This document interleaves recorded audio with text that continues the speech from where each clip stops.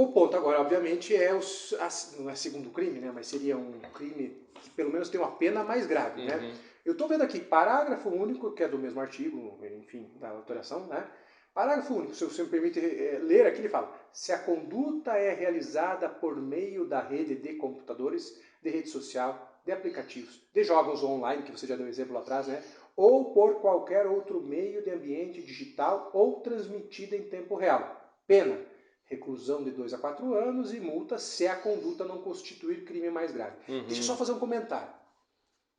Ano passado nós tivemos um problema muito grave, que até o cancelamento de um determinado site, eu não quero falar também, porque senão aqui, daqui a pouco eles me cancelam, né? Enfim, eu não tenho nem seguidor para eles me cancelarem. Isso aqui é tudo fins didáticos e pedagógicos, senhores, entendo. Quando a gente dá exemplo e tal, a gente está tentando aqui trazer esclarecimento.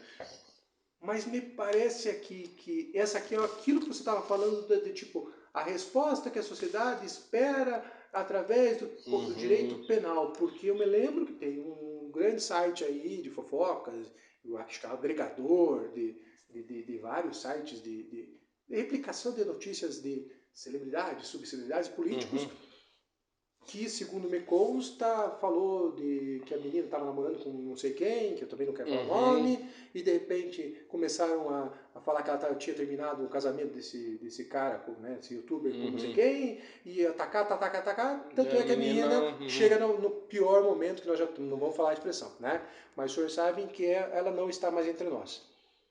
E quando eu vi isso aqui, eu falei, cara, mas será que foi uma resposta? Eu não duvido, tá? Que tenha tido muita influência disso, tá? Mas primeiro, me fala então, o que é esse parágrafo único? Qual que é a diferença do caput, né? Aqui, do caput do artigo, como é que fica? 146A, caput, e vem para o parágrafo único. Qual que é a diferença do caput para o parágrafo único? O legislador aqui, Leonardo, até ele tratou de maneira distinta, digamos assim, o bullying praticado analogicamente, né, fisicamente e tal, pessoalmente, daquele bullying praticado por meios virtuais. Então, digamos que a diferença primeira é em qual ambiente esse bullying é praticado. Se o bullying é praticado, então, dentro do ambiente físico de trabalho, né, com as pessoas ali, você vai ter a figura punida com multa. Agora, se o bullying é praticado no ambiente virtual, e aí o legislador até traz ali alguns exemplos, como jogos online, redes sociais, etc., né? Meios de transmissão, por exemplo, uma live, né? Nós vamos ter uma pena de 2 a 4 anos se não constitui crime mais grave. O primeiro passo é a gente entender que para caracterizar essa pena... Você já me deixou curioso, deixa eu fazer uma coisa. Você está falando de live, já vou perguntar, mas eu fiz um comentário na live, eu respondo também ou não? Vai, fica lá, depois. Olha que complicado, então, olha como já complicou. Mas então, esse é o ponto. Porque mesmo o parágrafo único, nós temos que lembrar que o parágrafo único depende da configuração do que nós estávamos falando. Claro. Então, para caracterizar esse bullying virtual, que tem essa punição de 2 a 4 anos se for crime mais grave, nós temos que ter reiteração e ausência de motivo determinado, né? E aí você faz a pergunta. Então, se você for olhar no primeiro momento, eu e você estamos fazendo uma live, vem uma pessoa que não gosta, um hater, e ele vem lá e fala, pô, Michel é um careca, e daí só fica nisso, eu posso até falar num crime de injúria, mas eu não vou poder falar nesse bullying. Né? Porque não foi sistemático, não foi reiterado, enfim, não teve essa... Agora é engraçado, porque daí você percebe que às vezes o que a gente vê, né? Eu sou um cara que gosta muito de futebol, então volta e meia, assim, meu Instagram eu sigo muita gente, às vezes o cara... E o problema hoje é que as pessoas não sabem mais discordar, né? Com certeza, esse é o grande problema. É um problema, então eu vejo que às vezes o cara vai lá e fala, por exemplo, poxa, eu acho, não sei de onde que anularam esse gol. Aí o cara do time adversário já começa a lascar. Então, às vezes o cara não gosta de quem começa. Vai lá, é um careca, é um burro, não sei o que tá fazendo aí, é gordo, e não sei o que. E todas essas você percebe que já temos ali uma reiteração. Só que daí, de novo, como o código ele não especificou essa reiteração tem que ser dia a dia, hora a hora, minuto a minuto, reiteração significa repetição. Então, a partir do momento que no ambiente virtual, dentro desses meios, jogos, redes sociais, etc., você tem a reiteração, não precisa ser entre os participantes em si, mas até de terceiros, para atingir uma pessoa determinada, você vai ter caracterizado. Esse é o exemplo dos 8 que eu dei lá, né? Agora, no caso da rede social, Leonardo, eu acompanhei de longe esse caso da moça que, em tese, foi acusada aí por um blogueiro, um influenciador, né? De ter um caso com um comediante que era youtuber e tal. Youtuber, e aí ter sido ela responsabilizada pela separação. E até onde eu acompanhei... O fato também não é nem grave, né? Assim, eu trouxe meio surreal, mas é que ela... Não grave pra ela, eu digo, assim, tipo, isso não deveria nem ter saído do... Então, mas sabe o que me chamou a atenção? Mas sabe o que me chamou a atenção da notícia que eu vi aí? Assim, de novo, eu vi uma notícia, eu não sei até que ponto isso tá provado, não tá, claro. né? Mas assim, a notícia dava conta, da que eu vi, de que ela entrou em contato com esse influenciador e disse que aquilo estava fazendo muito mal para ela, e ele se recusou a fazer qualquer tipo de... E disse, até falou algo pronto, vai ser e se aguente aí. O problema é teu. Só que aí a gente entra naquele crime porque se vê uma pessoa numa situação como essa, dizendo assim, olha, eu posso eliminar minha própria vida, e você continua, nós vamos entrar numa discussão até que ponto eu não estou assumindo o risco de provocar a eliminação da própria vida pela pessoa, né? Eu não posso falar o termo, mas enfim. Sim, claro. Então você vê que aqui, como foi uma única conduta em si, porque aí a gente vai entrar de novo na discussão que até aqui me veio na cabeça agora. Porque quando eu faço uma postagem, aquela postagem é feita naquele momento, mas os efeitos dela são permanentes. Permanentes, claro. Então, se, por exemplo, eu posto algo numa rede social com a finalidade de causar aqui uma violência psicológica contra você, aquilo lá, estando presente, está reiterado. E aí a gente começa a pensar sistematicamente, né? Porque o Supremo Tribunal Federal teve aquele deputado Daniel... Agora esqueci o sobrenome. Daniel Silveira. Né? Ele fez uma live em que ele ameaçava e dizia o que queria fazer, espancar ministro, etc. e tal.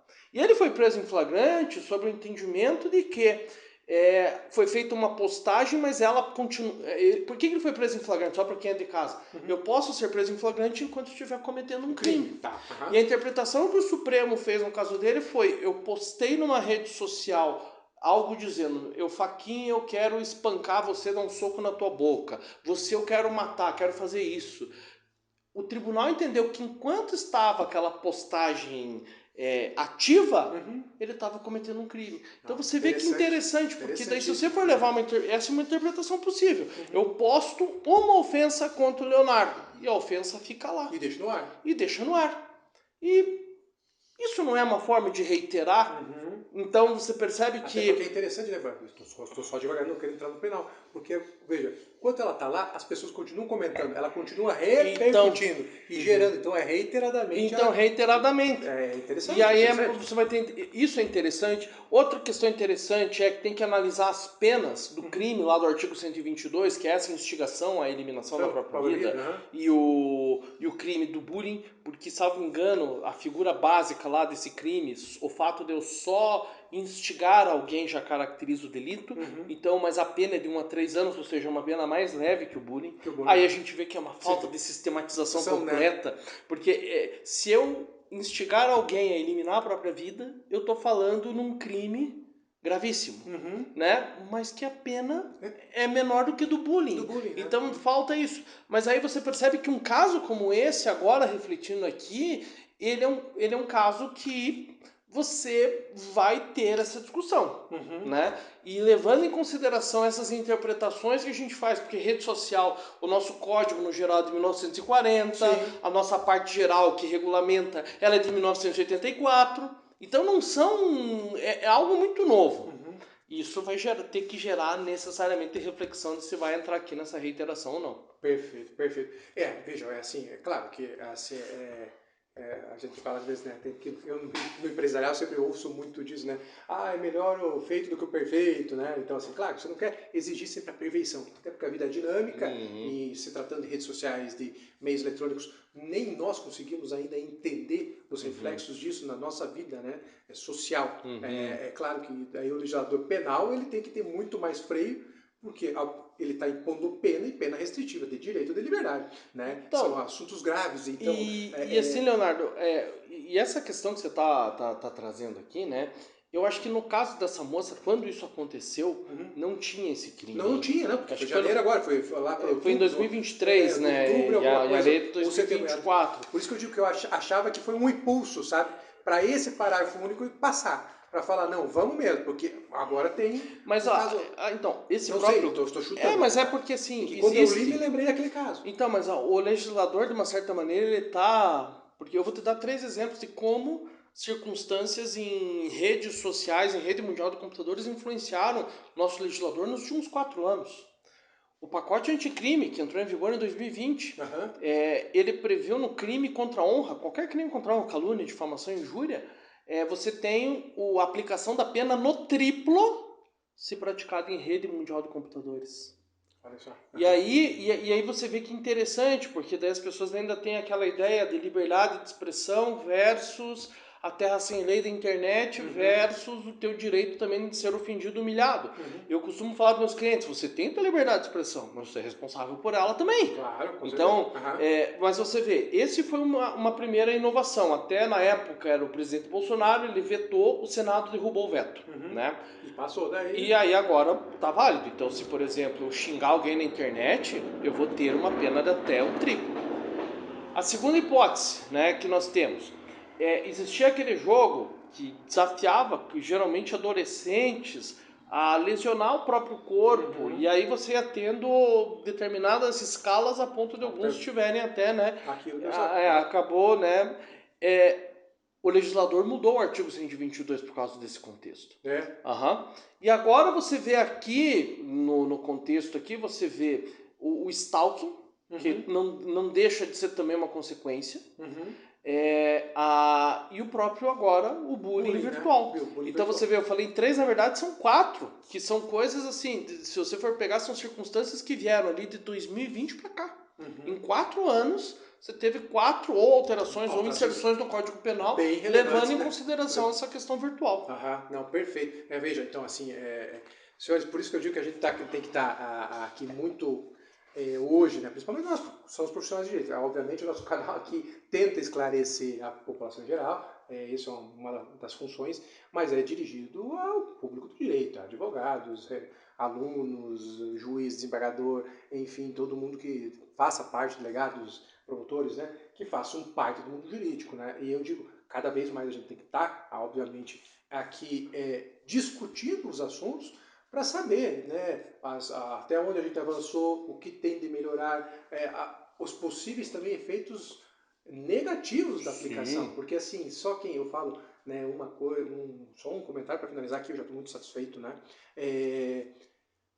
eu falo que você, quando como a Lei Maria da Penha veio, né, e trouxe penas mais severas, mais reforçadas, e ainda há muita morte ocorrida ainda, muitos feminicídios ocorridos, depois vem o feminicídio, enfim, crime de feminicídio, né, ele traz avanços, mas por outro lado traz também, assim, uma carga, eu não estou no criminal, né, mas assim, vocês no criminal devem sofrer muito disso, de quantos pais ou maridos que são acusados injustamente só para afastamento de casa e de filho. E às vezes só por briga por patrimônio. Né? Então essa discussão é sempre importante. Importante você chegar aqui e discutir. Tá, mas e aqui? Eu não estou deixando um crime mais grave com uma pena menor e um crime menos simples. Então a criança lá, né, vai ser, enfim, num ambiente, pode até pegar, se for pelo meio virtual, vai com pena de reclusão de 2 a 4. Lá que a criança daí vai para medida socioeducativa, né?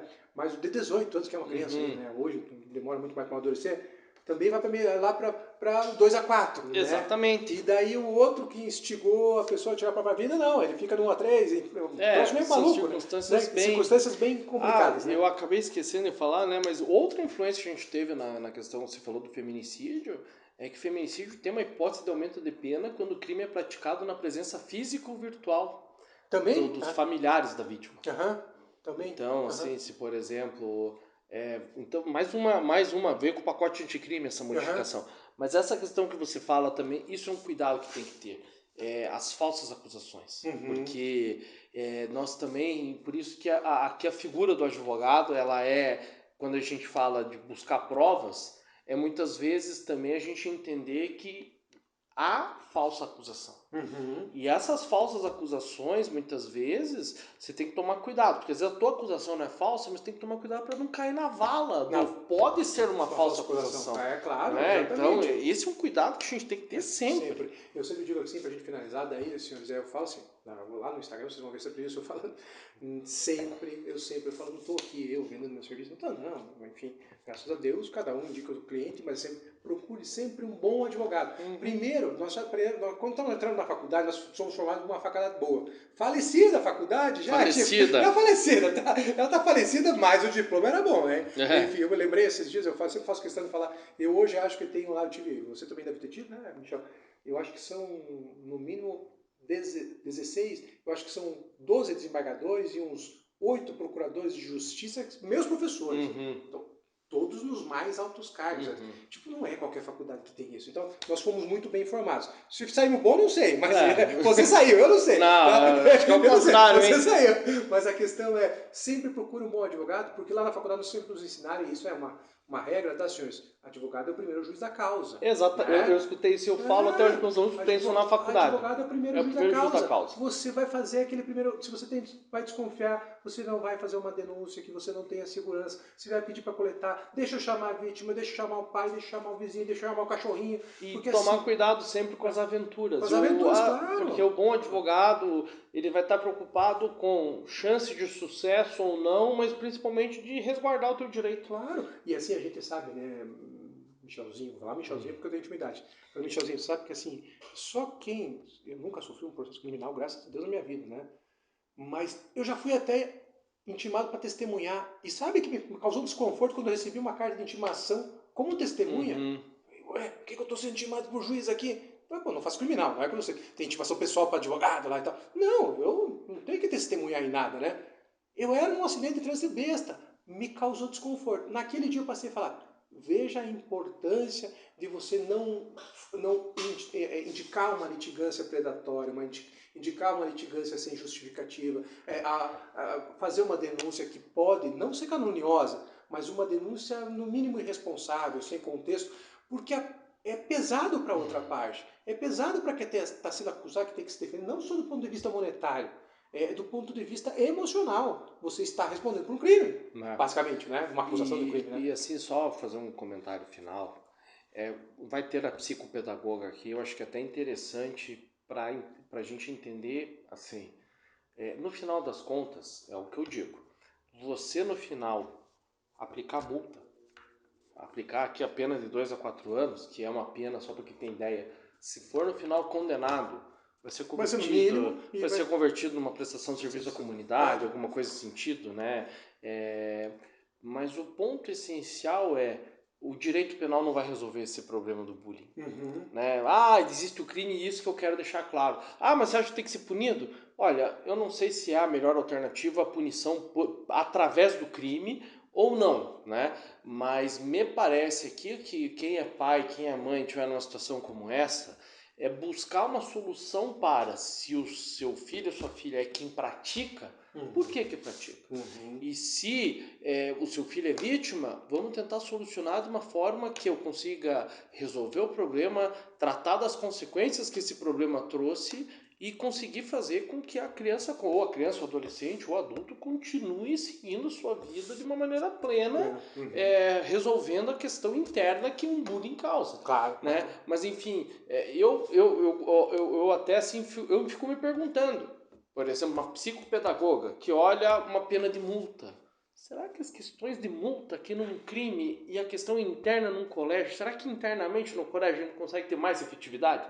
Então, mas por isso que é interessante a gente ter essa ideia, porque daí que eles falam, não quero vender meu peixe, e de fato, muitas vezes tem gente que me procura e vai olhar e falar, puta, vale a pena a gente demandar tempo, gasto financeiro, gasto emocional com uma situação como essa? Para chegar nisso, né? Para chegar numa multa?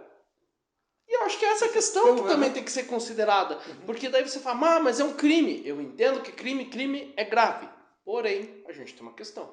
Será que eu não consigo resolver de uma maneira melhor usando um outro meio? Claro, perfeito. E é isso que é a reflexão. Eu concordo plenamente. Para mim, por isso que é assim, a gente provocar a reflexão, e vou explorar muito bem isso com a nossa psicopedagoga. Senhores, então vejam aí, vocês nós teremos mais um encontro aqui, além dessa aula, desse aqui, foi quase, se fosse aí em administração, a gente estava falando em MBA no direito penal, okay? Eu quase me senti aqui numa aula de MBA. A profundidade, a reflexão, eu estou super satisfeito. Se você gostou, não deixe de fazer, colocar no comentário, coloca o coraçãozinho só pro Michelzinho, tá? O coraçãozinho eu sei que é pro Michelzinho, não é para mim, tá? Coloca o coraçãozinho, faz lá. Se você tiver uma contribuição, olha, eu já vi acontecer isso, tenho essa preocupação, até para a gente poder fazer a pergunta aqui para a psicopedagoga e também para os diretores de escolas que estejam aqui dispostas a vir, para a gente discutir esse tema. Hoje o tema está aqui, a lei veio, ela vai ser testada no decorrer deste ano e de todos os outros anos, vai ser, quem sabe, aperfeiçoada, espero que não caia num desuso, mas é importante discuti-la. E aqui eu só tenho hoje, senhores e senhoras, meus ouvintes aí, agradecer essa grande figura, né? Dr. Michel Inocêncio, né? Eu vou falar assim, né? Porque eu sempre eu chamo de Michelzinho. Ele vai passar aqui embaixo, tá? A página pessoal dele no Instagram, não deixe de seguir ele lá no Instagram, também a página na internet dele, quem é aqui em Curitiba, região, advogados do interior que queiram também, ele faz sustentação, faz atendimento, casos aqui no tribunal também, tudo isso vai estar lá na página dele, vocês estarão em muitas boas mãos, e espero aqui receber, para a gente tratar de mais assuntos, tá? É empolgante falar com o Michelzinho, um grande amigo, ele vai vir pro churrasco, próxima vez ele vem só pro churrasco, tá? Ele vem só pro churrasco, porque era para ele ter vindo, não deu. Não deu. Ele veio porque ele tem uma filha pequena, e eu entendo, mas ele vai vir aqui uma próxima vez para discutir, olha, tem stalking. Fala para nós aí o que você quer saber do dia a dia. Quer falar do tribunal do júri? Não sei, a gente vê também. Mas stalking, um baita de um crime aí que a gente está sabendo o que configura, para a gente aperfeiçoar, passar esse conhecimento, para que as pessoas tenham esse conhecimento, obviamente, público mais leigo e também para quem está aqui, né? Os alunos do Michel ali, seja no jurídico, os alunos do Michel nas escolas lá na SMAF, na faculdade, enfim, nas pós-graduações, também possam aprofundar mais, pegar aqui um detalhe e aqui se especializar. Michelzinho, muito obrigado mais uma vez. Obrigado você pelo convite. Continue essa pessoa maravilhosa que você transbordando esses conhecimentos e te espero aqui para a próxima, tá? Mas, com certeza. Obrigado, Leozinho. Então, meus amigos, um grande abraço e até a próxima. Até mais.